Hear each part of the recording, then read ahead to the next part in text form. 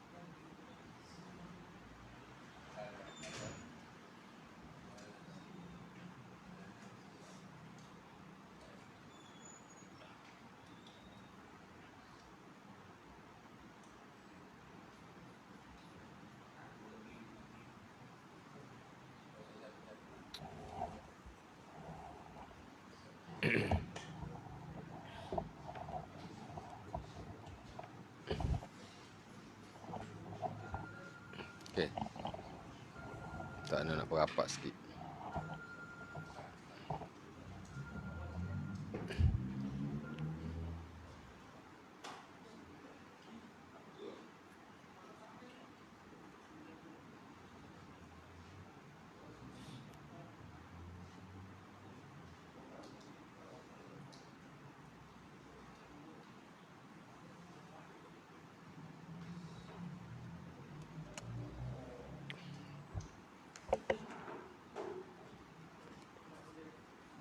Tisu tak ada tisu? Tak apa, Hana ada.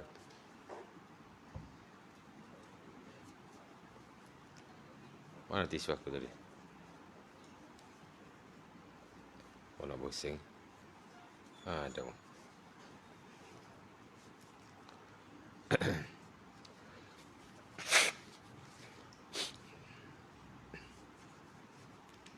Bismillah, kan tu.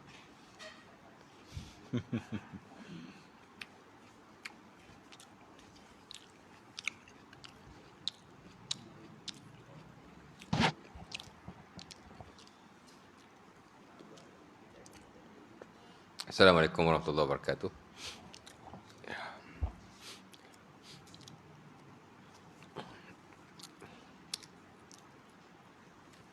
Innal hamdalillah nahmaduhu wa nasta'inuhu wa nastaghfiruhu wa na'udzu billahi min syururi anfusina min sayyiati a'malina may yahdihillahu fala mudilla lahu wa may yudlil fala hadiyalah. Asyhadu an la ilaha illallah wa la syarika lahu wa asyhadu anna Muhammadan abduhu wa rasuluh. Allahumma salli ala Muhammad wa ala azwajihi wa zurriyyatihi kama shallaita ala ali Ibrahim wa barik ala Muhammad wa azwajihi wa zurriyyatihi kama barakta ala ali Ibrahim innaka Hamidum Majid. Rabbi shrah li sadri wa yassir li amri wa hlul 'uqdatam min lisani yafqahu qawli. Syukur kepada Allah Subhanahu Wa Taala kerana pada malam ini kita dapat sama-sama berkumpul untuk kita sambung kuliah kita lah yang telah lalu ya, yang telah kita tinggalkan pada bila? Lepas Ramadan dah ada kuliah ke? Anda tak ingat lah. Bulan lepas ada kan? Bulan lepas ada sekali. Sekali tu anda tak datang pasal apa? Cuti sekolah kot.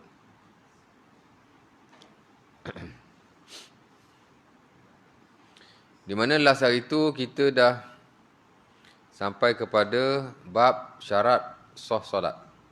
Ya. Syurut sihatis solah.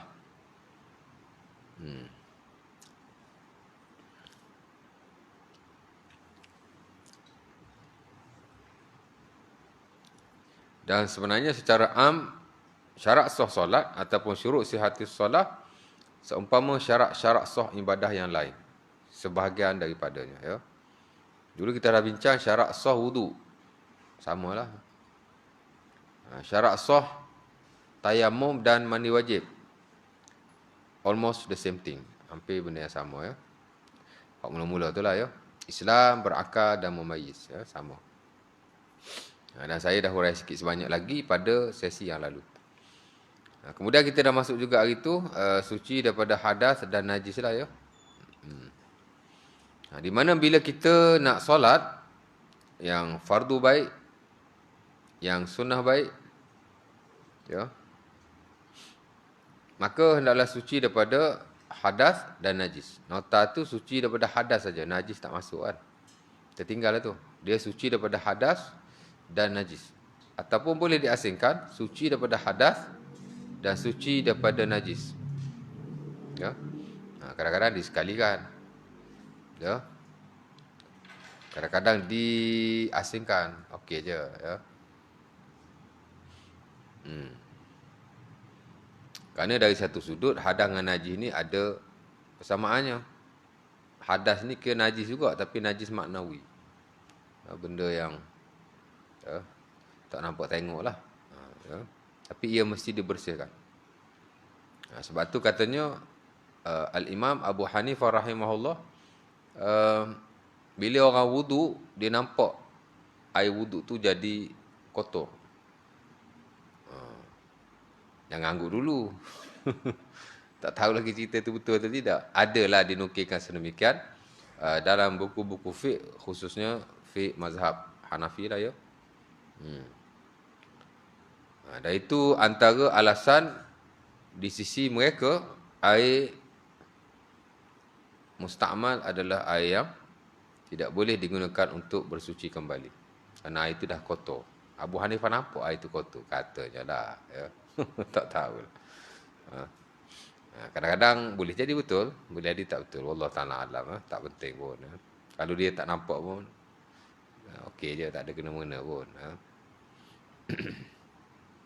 Tak boleh dijadikan dalil lah bahawa air berkenaan tak boleh digunakan kembali untuk bersuci. Kerana sebagai ulama melihat air musta'mal pun kira macam air mutlak juga. Macam saya hurai dalam bab yang pertama dulu, Babul Miyah, dalam kitab Taharah. Lama dah, last 3 years. Kita bincang bab air tu, saya dah hurai secara panjang lebar ya. Okey je. Al-Syekh Dr. Wahbah Az-Zuhaili dalam bukunya Al-Fiqhul Islami wa Adillatuh lebih menyokong air musta'mal tidak bukan tidak najis. Air musta'mal masih mutlak. Beliau lah. Zuhaili of course lah dia tokoh mazhab Syafi'i. Ya, tapi dalam hal ni dia bersama dengan ulama-ulama yang lain mengatakan air itu masih mutlak lah. Mungkin tak berlaku lah kita tak ada air wuduk, ambil wuduk balik. Mungkin tak berlaku lah. Tapi yang kadang-kadang air basuh tangan kita buat sapu kepala, ya, tak sah lah. Hak kata air musta'mal tak wajib, tak boleh digunakan kembali tu, tak mutlak. Tapi di sisi sebagai orang yang kata air musta'mal masih mutlak, dia basuh tangan, kemudian lebihan air ada di tangannya, dia nak sapu kepala, that is okay je. Ya. Bahkan ada hadis yang diriwayatkan dalam Sunan Abi Daud daripada Rubaiyah bintu Muawiz, kana Nabi yabsar ra'sahu min fadli ma kana biyadi. Nabi SAW menyapu kepalanya dengan lebih air yang ada pada tangan-tangannya. Nabi basuh-basuh tangan, kan menitik air tu kan.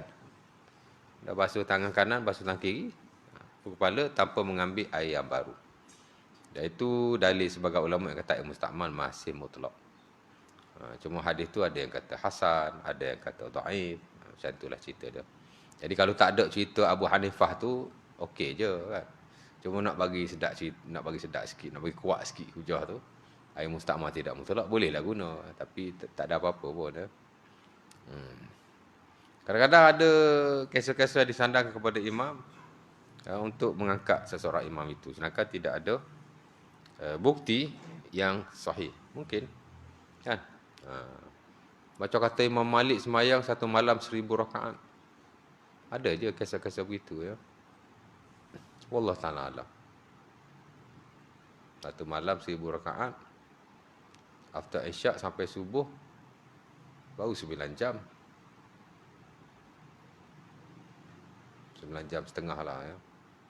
1000 bagi 9 jam setengah.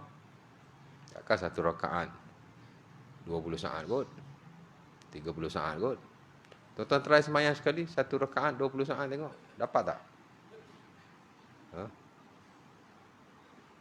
Saya ingat kalau buat hak paling basic, seumpama yang diajar oleh Al-Imam Syafi'i rahimahullah dalam Mukhtasar Al-Muzani, ya, semayang paling minima base kepada hadis Nabi. Of course lah hadis-hadis diriwayatkan dalam Sahih Bukhari Muslim daripada Abi Hurairah yang disebut sebagai hadis Al-Musi fi Salah ataupun Rifa'ah bin Rafi' dan Sunan Abi Daud dan selainnya daripada Wa'il bin Hujur. Semualah kalau dikumpul-kumpulkan, hak paling basic semayang, angkat takbir, Allahu Akbar. Tangan tak angkat pun. Kan? Baca Fatihah. Rokok tak payah baca apa. Tamakninah saja. I'tidal, jangan baca apa. Tamakninah saja. Sujud, jangan baca apa. Tamakninah saja.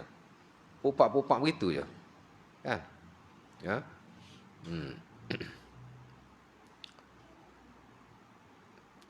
Syafi'i kata, ma yuzi minas salat ayukabbir. Summa yaqra' Fatihatal kitab, summa yarka' wa yatma'in, summa ya'tadil wa yatma'in, summa yasjud wa yatma'in, summa yarfa' ra'sahu minas sujud wa yatma'in, summa yasjud wa yatma'in, wa yaf'alu zalika fi salatihi kullihi. Itu minimal semayang tu. Kat takbir baca Fatihah, rokok tamakninah, i'tidal tamakninah, sujud tamakninah, duduk atas dua sujud tamakninah, sujud balik tamakninah. Tak ada baca apa-apa. Fatihah bacalah tadi kan. Dapat tak 15 second, 20 second, even 30 second? Saya ingat tak dapat. Hak paling basic. Tapi bila di divert atau dialihkan kepada isu-isu karomah, mungkin lah. Dapatlah. Tapi hak realistik tak dapat. Tak dapat. Mustahil lah ya. Itu cerita-cerita je ya. Macam cerita Fir'aun 15 km tinggi itu cerita-cerita. Dia ada betul, ada tidak. Tak ada apa-apa pun kan. Kerana cerita-cerita macam tu pun jadi gaduh ya. Biasalah hari ni kan. Mana tadi? Pergi ke situ lah. Kat mana tadi? Sebelum cerita Abu Hanifah tu. Hadas tu kan. Kira najis jugalah. Kotoran juga tapi dia maknawi. Dia unseen. Dia tidak dapat dilihat.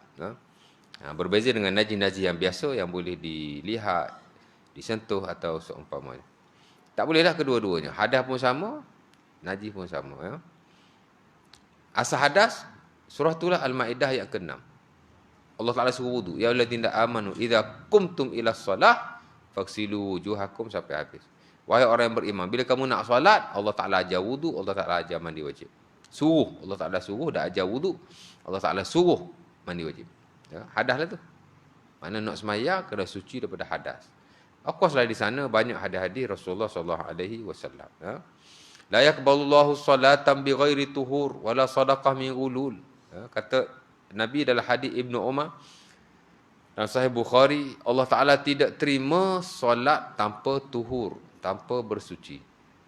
Bila sebut tuhur, bersuci, lebih merujuk kepada, ataupun ia merujuk kepada hadas kecil dan hadas besar. Allah Ta'ala tak terima. Ya.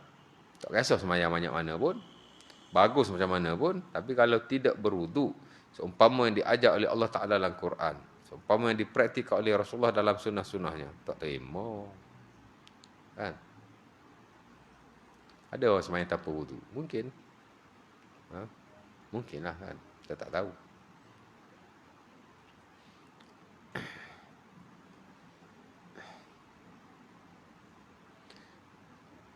La yaqbalullahu salata ahadikum iza ahdasa hatta yatawadda. Mal hadas ya Abu Hurairah. Faqala fusa au durat. Dalam hadis yang lain, Sahih Muslim daripada Abi Hurairah, kata Nabi, Allah Ta'ala tak terima solat seseorang itu atau seseorang kamu bila dia berhadas, melainkan setelah dia berwudu. Of course lah, mandi wajib pun sama. Ya? Walaupun Nabi sebut wudu saja. Tapi bersuci lah ya. Maka Abu Hurairah ditanya, apa itu hadas wahai Abu Hurairah? Maka beliau menjawab, fusa' au durat. Kentut belaka tu, fusa' pun kentut, durat pun kentut. Fusa' ni kentut yang tidak ada bunyi. Kita seorang je tahu kentut. Tak? Tak ada bunyi kan? Mana orang tahu? Ya? Durat, kentut yang ada bunyi. Itu dia panggil durat. Ya. Bahasa Arab ni kadang-kadang sifat lain, perkataan dah jadi lain. Benda sama je, kentut juga. Ya tak? Ya. Dan mungkin ada nanas yang lain. Ya. Najis pun sama. Allah Ta'ala sebut dalam Quran. Ya ayyuhal mudassir qum fa'anzir wa rabbaka fakabbir wa siyabaka fatahhir. Wahai orang yang berselimut, bangunlah dan berilah peringatan dan besarkanlah Tuhanmu. Wa rabbaka fakabbir. Dan bertakbirlah. Ya. Besarkanlah Tuhanmu. Di sisi ahli tafsir, wa rabbaka fakabbir merujuk kepada takbiratul ihram dalam solat. Besarkanlah Tuhanmu. Bertakbirlah kepada Tuhanmu. Ya. Sebab itu bila kita angkat takbir, besarkan Allah Subhanahu Wa Taala. Hayati Allahu Akbar yang kita ucapkan. Macam dululah arwah Tok Guru Aziz dulu dia kata orang kita ni bila takbir tak rasa pun Allah Taala itu maha besar. Ya. Kenapa? Kerana duk sibuk dengan niat.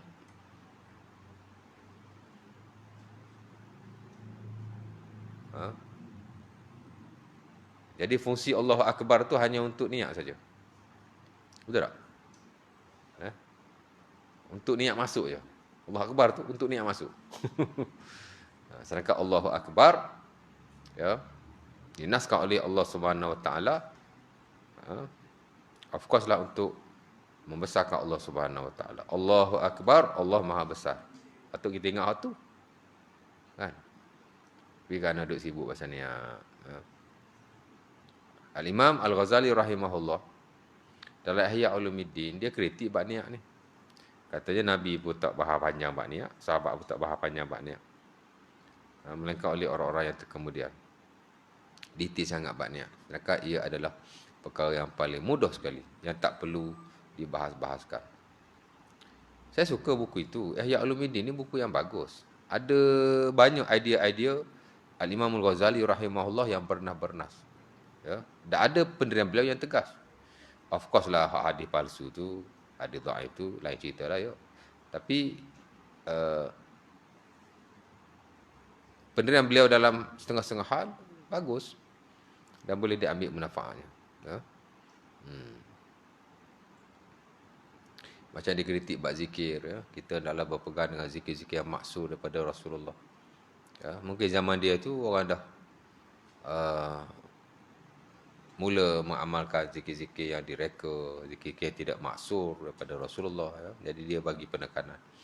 Zikir dan doa yang maksud itu lebih baik, bahkan yang sepatutnya diamalkan oleh seseorang Muslim. Adalah dia punya poin-poin yang bagus.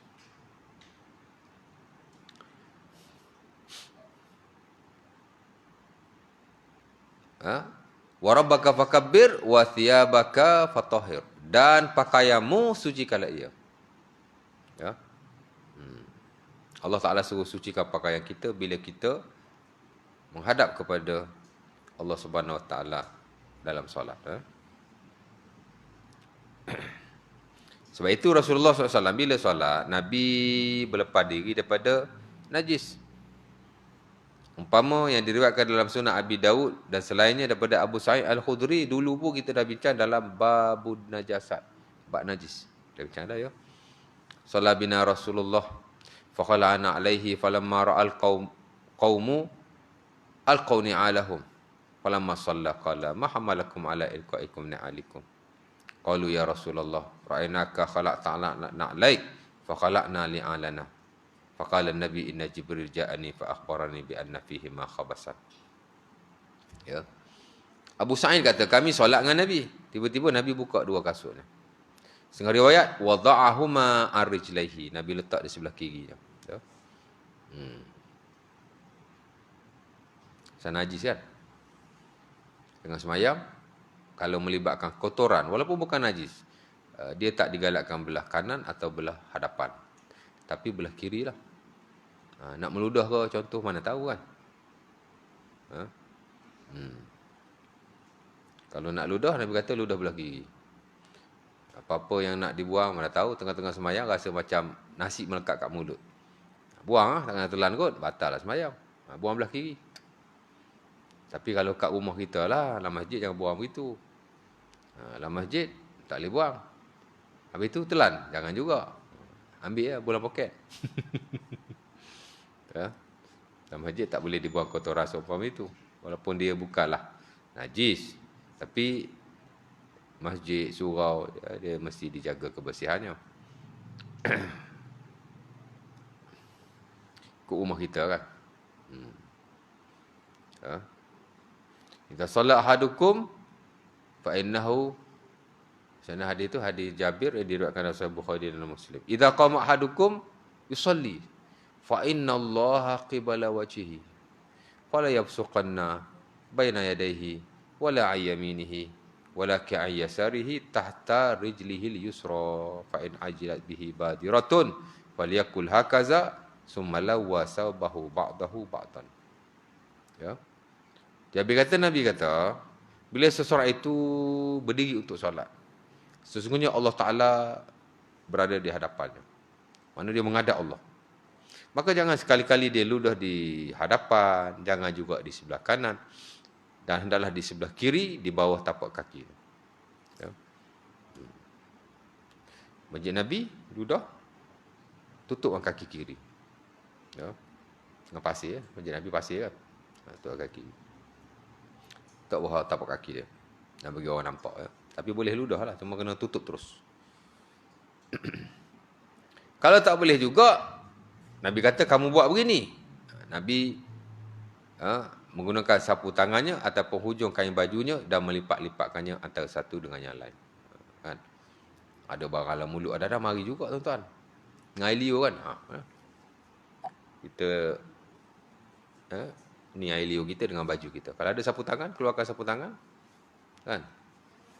Ludah kat sapu tangan kita atau lap air liur kita dengan sapu tangan kita. Ya. Ada orang kata kalau lap kotoran dengan ujung baju ni membawa kemiskinan. Saya lap muka, lap hidung. Kain ni tak miskin-miskin sampai lah pun. Merepek. Tu ngaku ahli sunnah.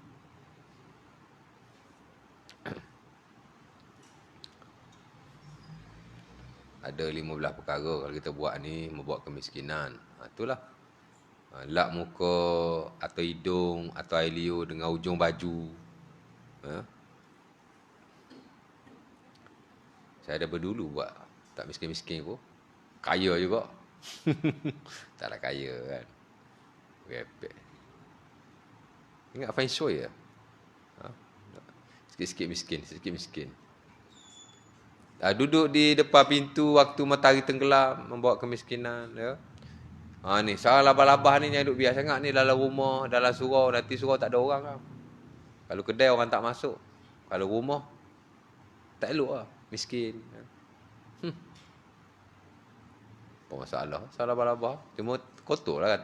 Tak elok lah. Tapi tak adalah begitu. Singki jangan biar dalam, pinggan mangkuk malam-malam jangan biar dalam singki. Basuh terus, jangan dibiarkan semalaman. Nanti fakir. Zaman Nabi dulu ada singki ke?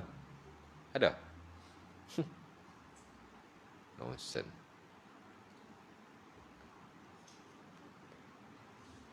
Saya PM dia. Saya kata, Ustaz, saya nak dalil lah. Kat mana Ustaz kutip ni? Saya nak dalil. Saya tak kata begitu. Saya kata, saya nak dalil. Dia beri kulit buku saya. Saya bukan nak kulit buku. Saya nak dalil. Tapi bagus lah kalau PM bukan Ustaz. Very good. Respon. Terima kasih Ustaz kerana tegur saya. Saya 2 kali pernah messenger.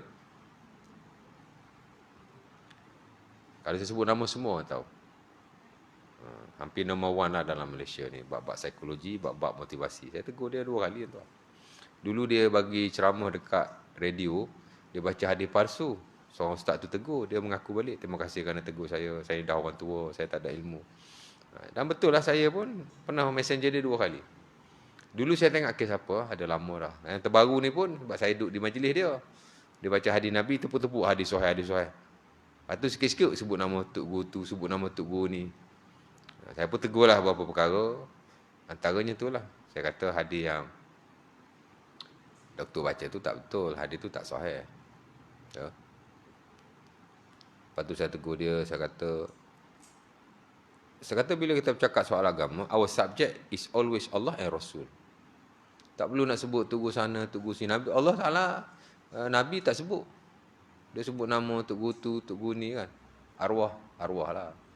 Saya kata kalau sebut nama Nabi tak laku lah. Nak sebut nama Tugu tu kan. Kalau itu daripada dia ajar zikir. Sebagainya tu yang maksur lah. Rabbana atina fid dunya hasanah. Baguslah. Tapi ada sebahagian. Itulah. Kan. Kalau selawat syifa. Kalau selawat tafrijiyah. Kalau zikir itulah mana yang tidak maksur lah kita kata. Yang tak warid. Jadi saya kata mengajar agama guna nama Nabi lah. Tak boleh sebut nama orang tertentu. Ya. Nama Nabi tak naik langsung. Naik nama orang lain. Saya kata kalau guna nama Nabi tak laku lah. Tapi dia mengaku. Dia kata terima kasih Ustaz tegur saya. Jadi kena careful lah saya kata. Sebab dia sekali dia mengajar. Bukan kata 1,000, puluh ribu, ratus ribu dia punya audience. Ramai. Jadi kalau bagi info yang tak betul seperti itu, sian lah. Of course lah dia datang kan. Mungkinlah 1 jam 2,000, 3,000 duit. Mahal lah orang bayar kan. Tapi nilai ilmu yang kau bagi, esok kau nak menjawab dengan Allah Ta'ala. Kalau kau sampaikan benda yang tidak benar. Jadi saya kata kena careful lah. Dia nak bercakap pasal motivasi begitu begini kan. Okey je. Tapi bila sangkut paut buat agama, kena hati-hati lah. Tapi okey lah. Tapi kalau PM Messenger Ustaz seorang tak balas. Ni balas juga pergi kulik buku. Saya kata Ustaz, saya bukan nak kulik buku. Saya nak dalil. Lepas tu dia tak balas. Ada seorang lagi pun saya Messenger juga. Sampai hari ni tak balas-balas.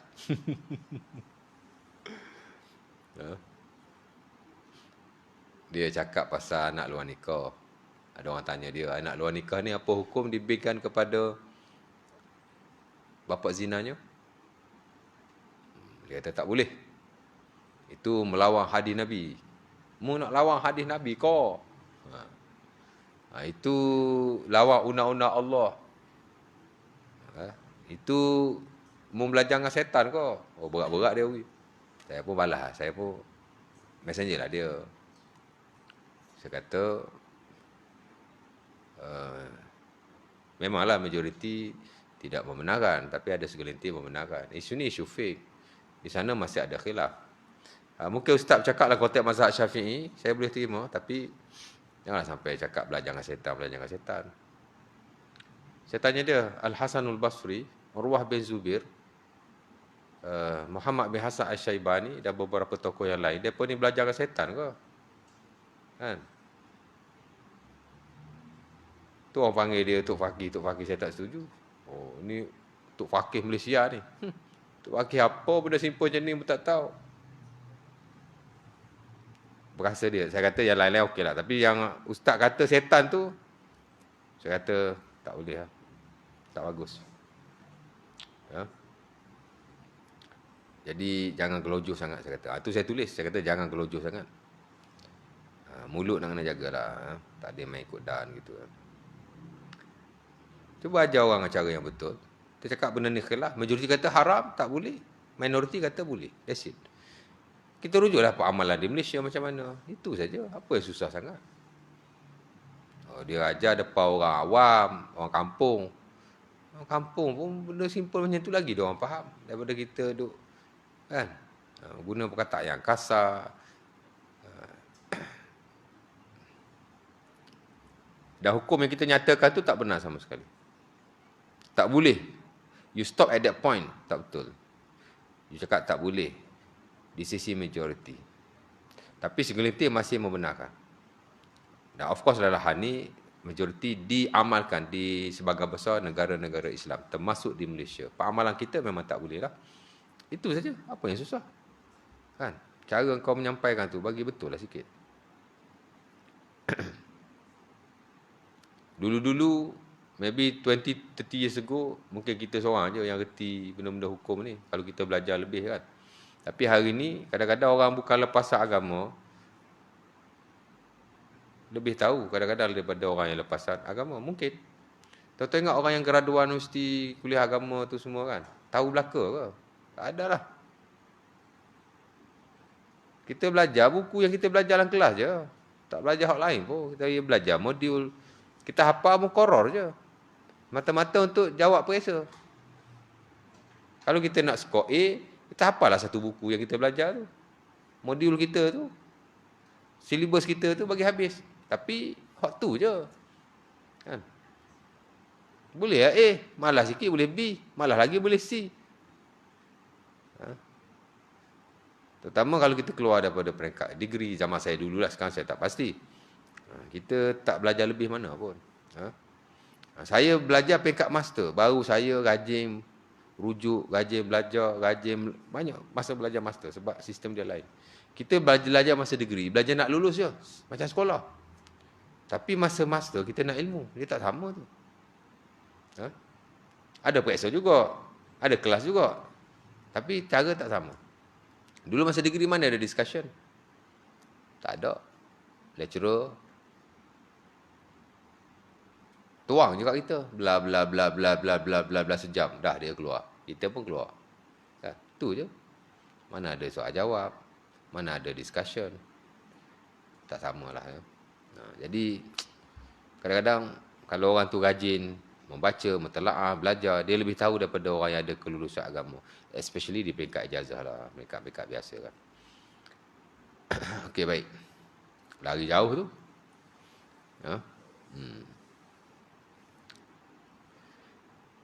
Jadi najis ya, tak boleh ya. Allah Ta'ala sebut dalam surah Al-Baqarah. Ayat apa?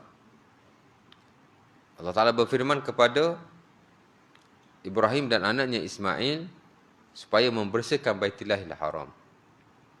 Ya. Macam mana ayat tu?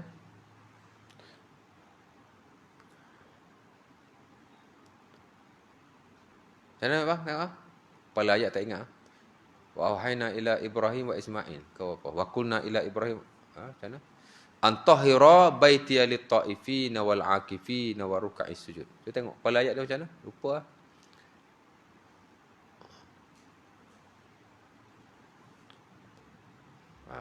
Syekh Google ada. Tahira baitiya ada. Apa ni? Ada.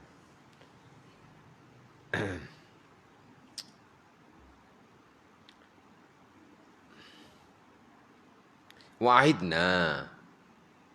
Wa auhayna pula. Wa'idna ila Ibrahim wa Ismail an tahira baitiya lit-ta'ifina wal 'akifina wa ruk'is sujud. Surah Al-Baqarah ayat 125. Allah Ta'ala kata, kami telah memerintahkan kepada Ibrahim dan Ismail, hendaklah kamu berdua mensucikan rumahku, yakni Baitillahil Haram. Untuk orang-orang yang tawaf, orang-orang yang i'tikaf, orang-orang yang rokok, dan orang-orang yang sujud. Ya.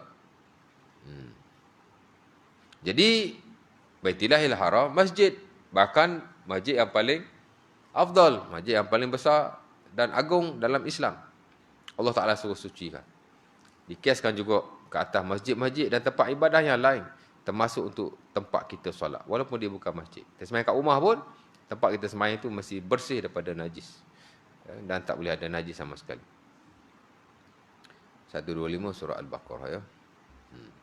Dan mungkin lagi lah ada nanah yang lain. Pokok pangkal dia kena bersihkan daripada najis. Balik pada hadis yang tadi, dia Abu Sa'id kata kami semayang. Abu Sa'id kata Nabi semayang dengan kami, tiba-tiba dia buka kasutnya. Kami pun buka kasut. Habis semayang, setengah riwayat tadi, Nabi meletakkan kasut di sebelah kirinya. Habis semayang Nabi tanya, pasal apa korang semua buka kasut? Dia pun jawab, kami buka kasut sebab engkau buka kasut. Nabi pun berkata, tadi masa aku solat, Jibril datang. Dia bagi tahu padanya ada khabasan, najis. Ya. Jadi aku bukalah. Apa maksudnya? Nabi berlepas diri daripada najis ketika solat. Menunjukkan bahawa solat dan keadaan pakaian bernajis tidak boleh. Ya. Tempat tinggal, of course lah, tubuh badan. Melainkan najis-najis yang sedikit dan dimaafkan. Lepas maya, tengok taik cicak kat kaki. Tak payah qada kerana najis itu najis yang dimaafkan. Bahkan kalau dimasuk dalam air sekalipun, yang sedikit, ia tidak menghalang untuk kita menggunakan air itu untuk bersuci. Kerana najis-najis yang sedikit dimaafkan. Ya? Dan of course lah najis-najis haiwan seumpama itu masih diperselisihkan. Adakah dia najis ataupun tidak. Mazhab Syafi'i ini dia agak keras dalam bab najis. Ya. Sebab itu Qardawi, walaupun dia tokoh mazhab Syafi'i, Qardawi ni Syafi'i, dia ulama Mesir. Mesir kan Syafi'i. Ya. Dan bila kita baca buku-buku Qardawi, memang dia ni mazhab Syafi'i. Cuma mazhab Syafi'i yang moden lah. Yang very open. Dalam isu-isu yang melibatkan khilaf dan isu-isu contemporary. Sebab itu dalam buku dia, Fiqhul Ibadat fil Islam, dia kritik beberapa pendapat dalam mazhab Syafi'i dalam bab taharah yang bagi dia tidak tepat. Dan dia kata, inna mazhab Syafi'i min aqsal madahib fi babit taharat. Dia kata sesungguhnya mazhab Syafi'i adalah mazhab yang paling keras dalam bab taharat. Nak dibandingkan dengan mazhab-mazhab lain lah. Keraslah Syafi'i ni. Ya. Air kalau air kalau dimasuki najis, walaupun tidak berubah warnanya, baunya, rasanya, sudah dikira najis. Kalau tak cukup 2 kolong. Kira ketat lah tu. Ada dalil juga, bukan tak ada dalil, tapi dia kritik. Ya. Semua najis yang keluar daripada haiwan, semua kotoran yang keluar daripada kemaluan haiwan, semua najis. Kan? Taik burung, taik cicak, taik itu, taik ini. Cicak tu kau pun tak makan kan.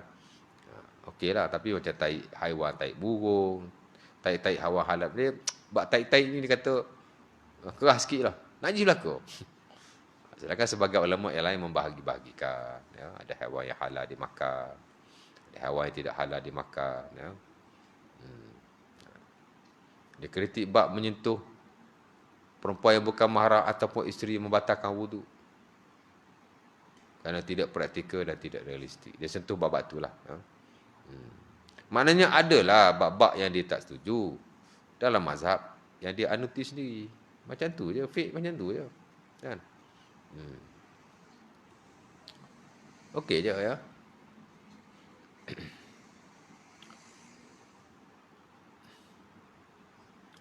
Sebab tu saya suka juga baca buku-buku Qardawi. Dulu zaman saya belajar, saya suka baca buku Qardawi. Ya.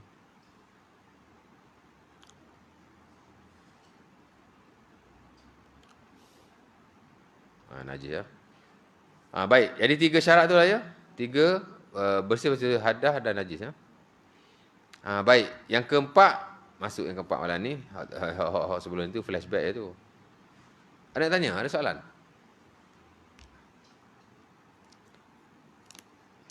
Bismillah. Ada yang tanya? Tak ada? Kita nak berhenti lah. 2 minit lagi syak ya. Okey, menutup aurat. Sitru ataupun satrul aurah. Juga adalah syarat sah solat. Maksudnya kita tak boleh solat dalam keadaan aurat kita terbuka ataupun tidak tertutup. Tak boleh lah. Aurat mesti ditutupi dengan baik. Ya. Di atas firman Allah Subhanahu wa taala dalam surah Al-A'raf ayat 31 kata Allah Subhanahu wa taala, "Khuzu zinatakum ya ayuhan nas, khuzu zinatakum 'inda kulli masjid." Wahai manusia, ambillah perhiasanmu setiap kali ke masjid. Boleh terjemah macam tu. 'Inda kulli masjid, di sisi setiap masjid. Ya. Wahai manusia, ya ayuhan nas, khuzu zinatakum ya ayuhan nas, khuzu zinatakum 'inda kulli masjid. Wahai manusia, ambillah perhiasanmu di sisi setiap masjid. Itu literal translation, word by word. Ya. Maksudnya setiap kali nak pergi masjid, Allah Ta'ala suruh kita mengambil perhiasan kita. Kata Ibn Abbas, dinukilkan dalam buku-buku tafsir, baik Qurtubi, baik Tabari, Khuzu zinatakum inda kulli masjid, merujuk kepada aurat. Yang ni tutuplah auratmu tiap kali kamu nak solat menghadap Allah Subhanahu Wa Taala. Ya. Ayat ni ayat pasal aurat ketika solat. Ya.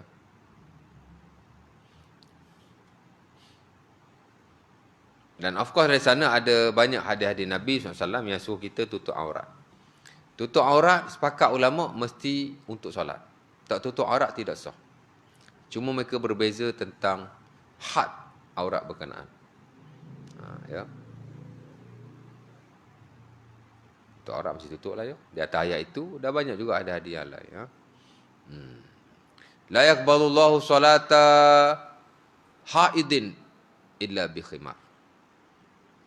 Kata Rasulullah dan Sunnah Abi Daud dan Tirmizi daripada Aisyah, Allah Ta'ala tidak terima solat seseorang wanita itu tanpa ditutupi kepalanya.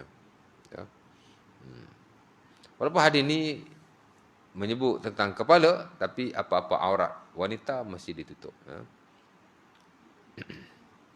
Kata Nabi dah hadis Abdullah bin Amr bin Al-As dan Sunnah At-Tabrani, baina rukbati wal baina surati war rukbati aurah. Di antara pusat dan lutut itu ada aurah. Ya. Apa nak aurat? Aurat ni tuan-tuan, di sisi orang Arab ialah aib. Aib. Keaiban. Aurat-aurat ni benda yang melibatkan aib. Ya.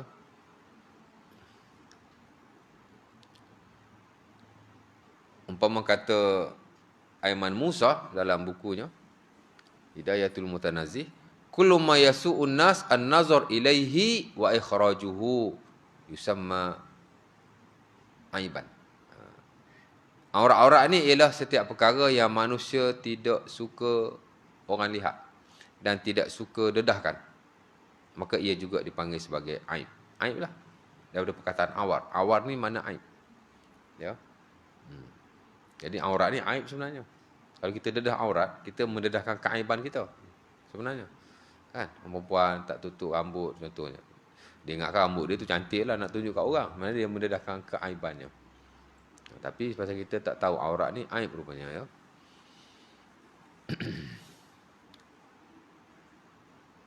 Dari sudut bahasa lah ya. Aurat maksud aib. Apa-apa terms dari sudut bahasa pun penting juga tuan. Ya. Dalam agama of course lah yang melibatkan bahasa Arab, hatta dalam bahasa Melayu pun. Ya. Hari ni orang cakap apa tau? Kalau mak bapak kita kata kat anak dia bahlul-bahlul, okey je, pasal bahlul ni nama wali. Bahlul-bahlul di sisi orang Melayu, bangang, bodoh. Apa pula okeynya? Tak okey. Mungkinlah ada nama orang tu orang soleh. Mungkin. Nama Tok Wali, nama siapa-siapa lah orang yang bagus-bagus kan.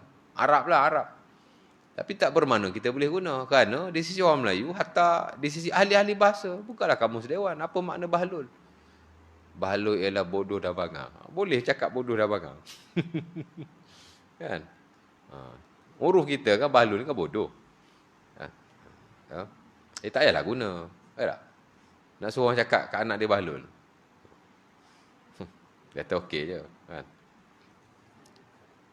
Saya pun balas juga. Dalam reel tu kan. Bila tengok Facebook kan. Keluar reel tu kadang-kadang kita balas juga kan. Saya cakap bahlul ni dari sudut bahasa Melayu bodoh dan bangang. Jadi tak sesuai lah kalau orang Melayu menggunakannya. Dari sudut hurufnya, ya tak bagus lah kan. Habis kena tembak dalam tu. Orang masuk pokok. Tegur gitu je. Tak ada apa pun. Ya. Balik pada yang tadi ya. Bahasa main peranan juga ya.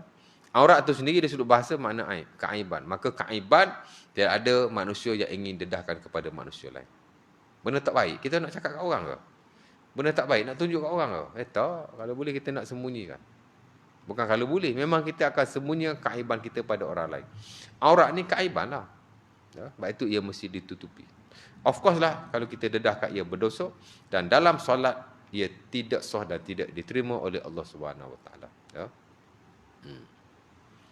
Ibnu Muzi kata ajma'u ala anna kata Ibnu Abdul Bar dalam Al-Istisqar. Dia ni ulama besar mazhab Maliki ya. Dia tokoh hebat lah ni ya.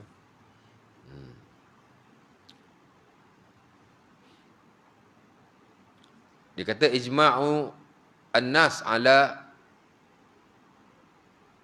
anna man shalla uryanan ma'a qudratihi 'ala libas fa salatuhu batilah. Telah ijma' lah akan manusia, yang umat Islam. Of course lah para ulama dan fuqaha, sesiapa yang sembahyang dalam keadaan berbogil, dalam bracket tidak menutupi auratnya, maka solatnya itu adalah solat yang batal, ya, tidak sah. Ibn Uzair kata alaihil i'adah, dia mesti solat balik. Ma'a qudratihi, kalau dia mampu. Kalau tak mampu tak apa, kan? Kalau mampu kena tutup lah. Kalau tak mampu tak apa.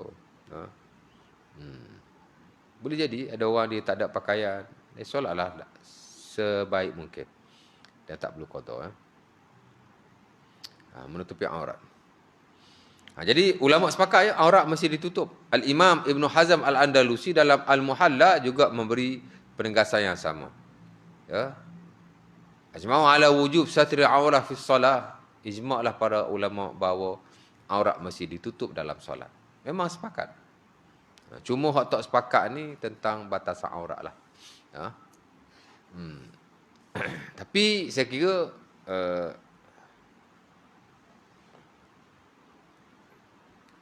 majoriti menganggap bahawa aurat ni kalau wanita seluruh badannya melainkan muka dan tapak tangan. Secara ringkasnya adalah hadir-hadirnya. Semua orang tahu benda berkenaan. Cuma segelintir memberi kelonggaran kaki untuk dilihat. Mana bukan untuk dilihat, mana kaki okey. Bahagian bawah tu, bahagian tapak tu kan. Okey. Mazhab Hanafi dia kaki bukan aurat. Kaki bahagian tapak tu, bahagian bawah tu. Bukan kaki sampai buku lali. Of course lah sampai pergelangan kaki. Kaki bahagian bawah tu. Memberi kelonggaran untuk dia tidak menutupinya. Dan itu juga pendapat yang dipilih oleh Al-Imam Ibn Taimiyah rahimahullah. Kerana sahabat-sahabat Nabi ada wanita yang bekerja, ya, kaki. Mana dalam konteks-konteks begitu. Jadi dia kata, aurat ni pun sebenarnya banyak khilaf juga. Ya. Persoalannya ialah nas yang diriwayatkan tu.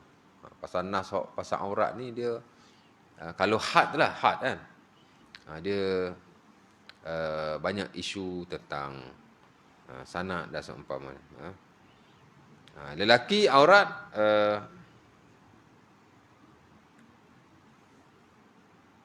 wanita tadi ya, itu wanita yang merdeka. Adapun hamba, dia tak wajib menutupi kepalanya. Tak wajib tutup kepala. Dan aurat hamba di sisi majoriti ada daripada pusat dan lutut. Ada masalahnya. Hamba ni kalau orang nak beli atau seumpamanya, dia boleh lihat seluruh badannya, melainkan pusat dan lutut. Adalah isu di situ.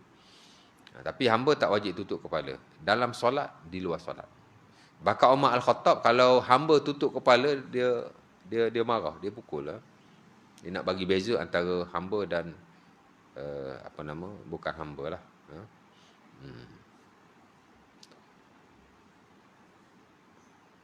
Sebagian para ulama, bahkan saya rasa majoriti kot, mengharapkan kita kahwin dengan hamba jika kita mampu kahwin dengan orang yang merdeka. Ya. Adalah dalilnya. Tapi itu bab lain, kita bincang dalam babu al-itik, bab pembebasan hamba dalam muamalah hujung-hujung tu. Bahkan bab terakhir dalam Kitabul Muamalah, The Science of Human Dealing, bab terakhir ialah bab pembebasan hamba. Ya.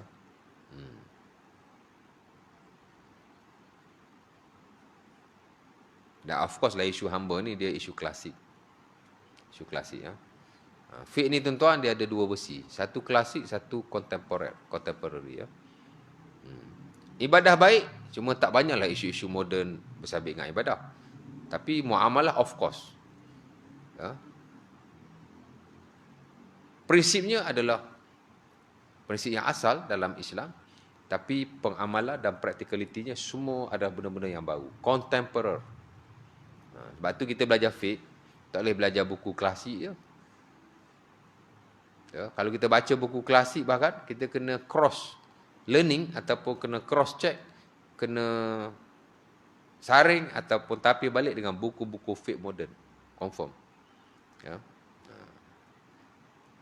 Kalau tidak, masalah. Kan? Of course, ada isu-isu selain ibadah, memang kita rujuk buku muamalah moden. Ya. Bab pembebasan hamba ni dalam muamalat semasa tak ada lah. Dia klasik punya muamalah.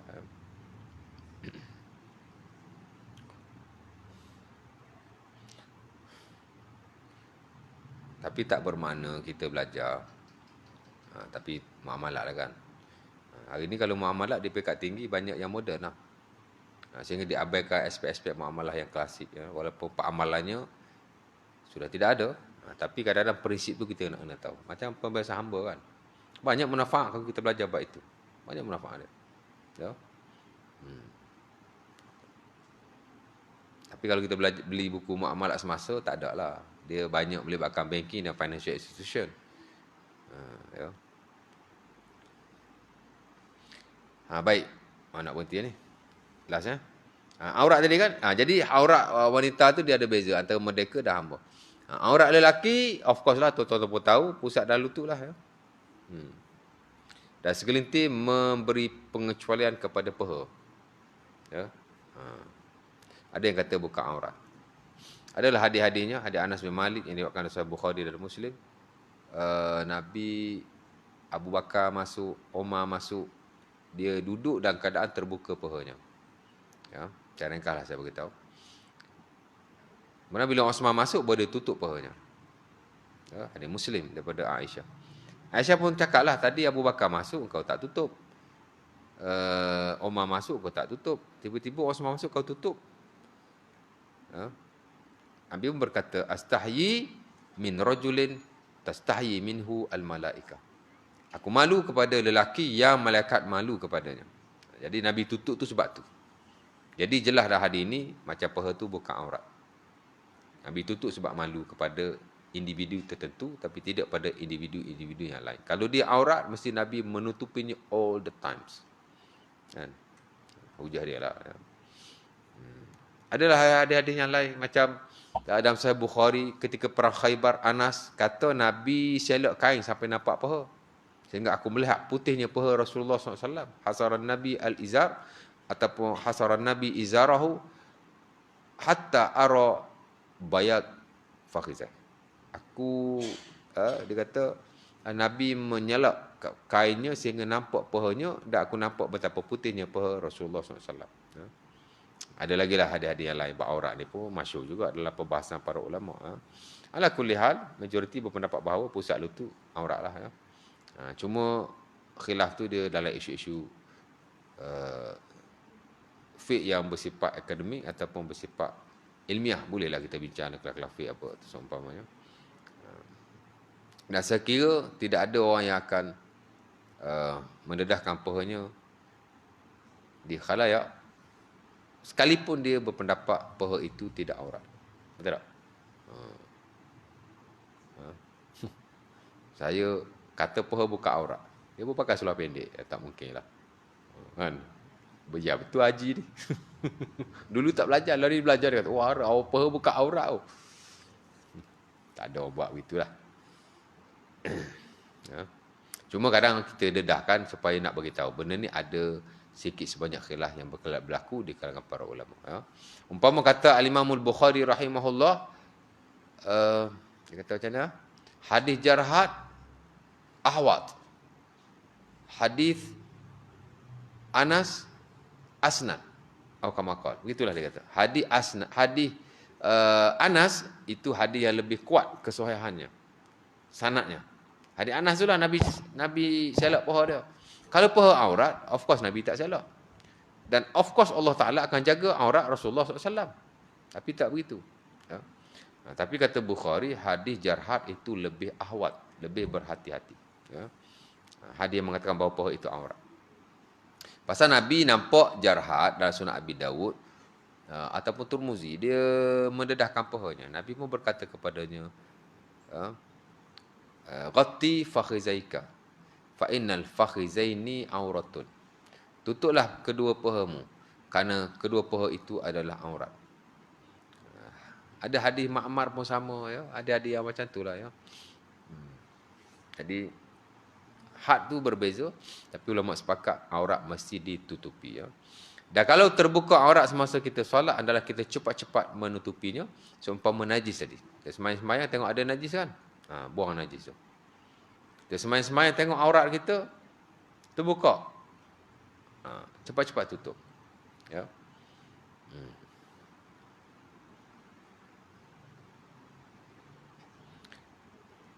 Baik, lepas sembahyang kita tengok ada najis.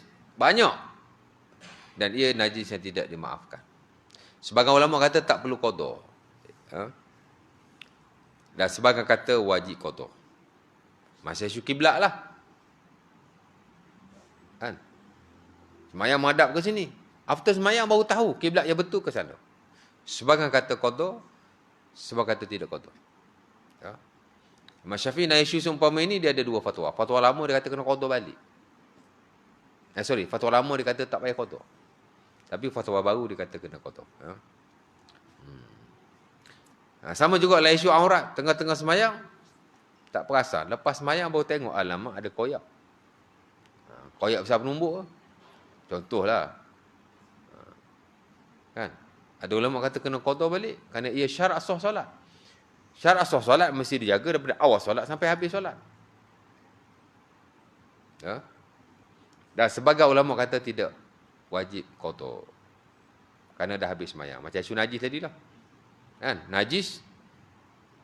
Yang kata kena qada balik, yang kata tak kena qada. Hak kata tak payah qada tu pasal Nabi ada najis, Nabi buang. Nabi tak sembahyang daripada awal balik. Jadi masing-masing kira ada hujah masing-masing. Samalah lah isu aurat pun. Tapi kalau koyak setakat 1 inci, 2 inci, that is okay. Ya. Hatta Al-Imam Abu Hanifah rahimahullah, ini macam najis sedikit tadilah. Koyak sikit-sikit tu that is okay. Dia bagi had sebesar 1 darham, 2 darham macam tu. Sebesar ni lah. Kalau sikit-sikit. Alah koyak sikit je. Besar lubang jarum je. Okey lah. Tapi kalau koyak besar tapak tangan, dia kata kena qada balik. Tapi jarang berlaku lah. Biasa berlaku ni koyak sikit. Lepas sembahyang tengok-tengok alamak adalah besar biji guli kain kita. Biji guli besar sangat. Kecil-kecil kan? Maka that is okay. Tapi jahitlah lepas tu ya. InsyaAllah ta'ala ya. Jadi beraurat lah last. Next time nanti kita masuk menghadap ke arah kiblat. Ada nak tanya apa-apa? Beraurat ke? Ada soalan? Okey lah. Kalau tak ada, kita berhenti setakat ni dulu. Aku Luqman Azhar. Assalamualaikum warahmatullahi wabarakatuh. Tutup majlis ataupun tangguhkan dengan majlis tasbih kafar. Bismillah.